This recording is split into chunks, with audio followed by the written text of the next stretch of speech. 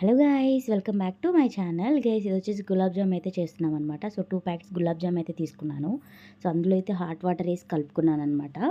So దీన్ని మెత్తగా కలుపుకొని కొంచెం చేతికైతే ఆయిల్ పెట్టుకొని చిన్న చిన్న ఉండలైతే చేసుకున్నాను.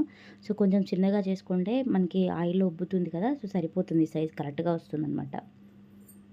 సో చూడండి, ఇలా అయితే చేసుకున్నాను అనమాట. సో కొన్ని కొన్ని పెద్దగా కూడా చేశాను, ఎలా వస్తుందో చూద్దాము అనేసి. సో అయితే పాకం అయితే రెడీ అయిపోయింది. అండ్ పాకంలో 3 ఇలాచీ అయితే వేసుకున్నాను అనమాట, యాలకులు.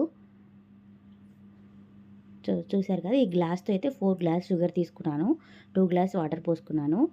సో బాగా మరగనియాలి.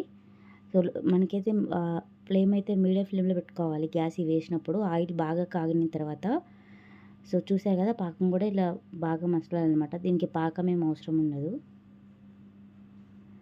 చూసారు కదా, ఇలా ఫ్రై అయిపోయిన తర్వాత తీసేసుకోవడమే, అంతే. Thanks for watching, bye.